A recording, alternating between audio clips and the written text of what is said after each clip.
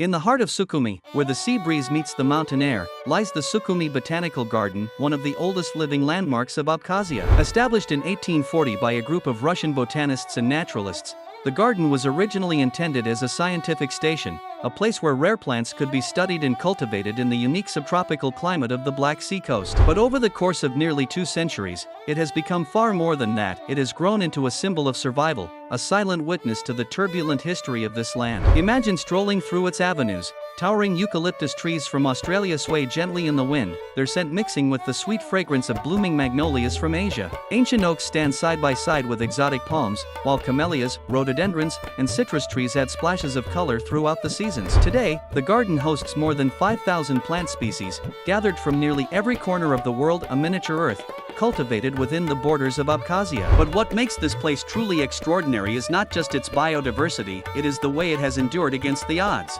During wars and political upheavals, the garden was burned, damaged, and in some periods almost abandoned. Yet, each time, it was revived. Local botanists, students, and ordinary citizens came together to restore what was lost, replant what had withered, and breathe life back into the soil. In many ways, the story of the garden mirrors the story of Abkhazia itself, scarred by conflict, yet always finding a way to bloom again. For the people of Sukhumi, this garden is not just a place to admire plants, it is a space of memory and belonging. Families gather under its shaded alleys, newlyweds pose for photographs beside its ancient trees, and children run freely along paths lined with flowers. Generations have grown up with this garden, treating it almost like a member of the community, a patient elder who has seen everything, yet still offers calm and beauty. Walking through the Sukhumi Botanical Garden today, you do not simply see plants. You feel history breathing through the leaves, resilience rooted in the soil, and the quiet message that even after devastation, life finds a way to return. It is a garden, yes, but also a monument to endurance, hope, and the timeless dialogue between nature and humanity. High in the Caucasus Mountains, surrounded by dense forests and snow-capped peaks, lies one of Abkhazia's most breathtaking natural wonders, Lake Ritsa. Resting at an altitude of nearly 950 meters, this alpine lake is often called the Blue Heart of Abkhazia because of its strikingly clear, deep waters that shift in color with the seasons, emerald green in spring, turquoise in summer, and a deep sapphire blue in winter. The story of Ritsa is not just one of natural beauty, but also of legend. Local folklore tells of a young girl named Ritsa, whose tragic fate gave the lake its name. According to the tale, she drowned while trying to escape enemies, and the gods, moved by her innocence, transformed the valley into a lake to preserve her memory forever. Even today, visitors say the waters hold a mysterious, almost sacred calm. Surrounding the lake are thick forests of boxwood, fir, and beech trees, some centuries old, where bears, lynxes, and wild boars still roam. In the crisp mountain air, travelers can hike along winding trails, explore hidden waterfalls, or simply stand on the shore and watch the reflection of the clouds ripple across the glassy surface. Historically, Ritsa was cherished not only by locals but also by Soviet leaders. Joseph Stalin had a summer residence built near the lake, a dacha that still stands today. It was here, in the silence of the mountains, that political figures once sought refuge from the noise of Moscow, finding peace in the same breathtaking views that now draw modern visitors. For Abkhazia, Lake Ritsa is more than a tourist attraction, it is a symbol of the land's pristine nature, a reminder of stories passed down through generations, and a place where the bond between people and landscape feels unbreakable. To stand before its waters is to witness both the timeless beauty of the Caucasus and the living soul of Abkhazia itself. Deep beneath the limestone mountains of Abkhazia lies a hidden world that feels almost otherworldly, the new Athos Cave. Also known as the Athos Cave, it is one of the largest karst caves in the entire Caucasus region, stretching for nearly 2 kilometers underground. Entering its vast chambers feels like stepping into the heart of the earth itself. The scale of the cave is astonishing. Inside, there are enormous halls, some so vast that they could fit entire city blocks within them. The largest of these chambers, the Hall of Apsni, measures over 100 meters wide and nearly 70 meters tall. Walking through it, you feel dwarfed by nature's architecture, colossal stalactites hanging like chandeliers from the ceiling and stalagmites rising like silent sentinels from the ground. Shaped by thousands of years of dripping water, discovered in 1961, the cave quickly became a place of fascination not only for scientists but also for travelers. What makes it unique is not just its sheer size, but also the surreal atmosphere inside. Underground lakes shimmer in the dim light, echoing the sound of dripping water, while stone formations take shapes that locals compare to castles, animals, and even mythological figures. Over time, New Athos Cave was developed into a destination accessible to the public.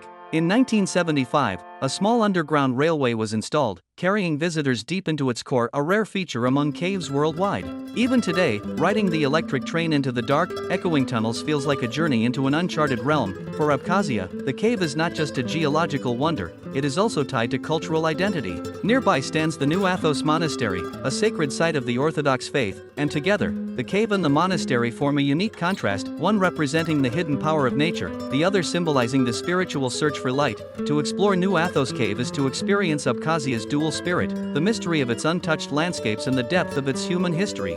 Few places in the world can combine natural majesty and cultural meaning so seamlessly, making this cavern not just a tourist attraction, but a living symbol of the unseen beauty that lies beneath the surface of Abkhazia. On the shores of the Black Sea, surrounded by pine forests and the sound of crashing waves, stands one of Abkhazia's most remarkable historical landmarks, the Pitsunda Cathedral. Built in the 10th century during the reign of King Bagrat III, it is a masterpiece of medieval architecture that has survived for more than 1,000 years. From the outside, the cathedral's design is simple yet majestic, with thick stone walls and a towering dome that rises above the town of Pitsunda. Inside, however, visitors are greeted by breathtaking frescoes dating back to the Middle Ages, their faded colors still echoing the artistry of Byzantine influence. The walls tell biblical stories through images, while the high arches create an atmosphere that feels both solemn and timeless. The cathedral is not just an architectural treasure, it also carries deep cultural and spiritual meaning. For centuries, it was the religious heart of the region, serving as the seat of the Catholicos of Abkhazia, the head of the local church. Pilgrims traveled from far and wide to pray within its sacred walls, and the sound of church bells once carried across the sea breeze, uniting the community in faith. One of the cathedral's most unique features is its incredible acoustics. Even the softest whisper or the faintest hymn resonates throughout the vast interior, filling the space with an almost otherworldly echo. Today, concerts of sacred music are sometimes held here, allowing visitors to experience how sound itself becomes part of the cathedral's spiritual aura. Despite wars, invasions, and centuries of change, the Pitsunda Cathedral has remained standing, a symbol of endurance, much like the Abkhaz people themselves. To walk inside is to step into 1,000 years of history, where faith, art, and architecture merge into one. It is not simply a monument of stone, but a living testament to the resilience of culture on the Black Sea coast. High in the Caucasus Mountains, far from the coastal towns, lie the remote villages of Abkhazia, places where ancient traditions and spiritual practices have been preserved for centuries. Here, life follows the rhythm of the mountains, and the connection between people and nature is not just cultural but sacred. In these villages, many rituals are tied to the belief that the mountains, rivers, and forests are alive, inhabited by spirits that both protect and test the community. Families often gather at sacred groves, where prayers are offered beneath towering oak or beech trees believed to be centuries old.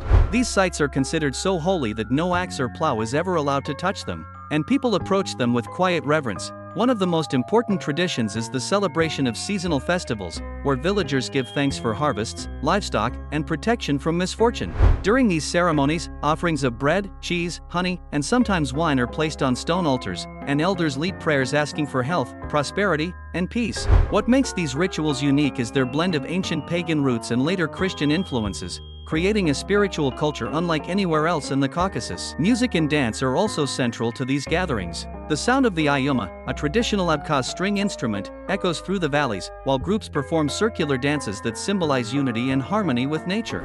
These performances are not merely entertainment but a form of prayer, a way to keep the community in balance with the world around them. Perhaps the most fascinating aspect is how these traditions have survived despite centuries of political upheaval and modernization. In the mountains of Abkhazia, rituals are still passed down orally from generation to generation. Children learn not only the words of prayers but also the gestures, the songs, and the deep respect for the natural world that sustains them. To witness such a ceremony is to see the soul of Abkhazia revealed, a culture where faith, nature, and community intertwine, reminding us that in these mountains, spirituality is not confined to churches or temples, but lives in every river, every tree, and every shared moment among the people.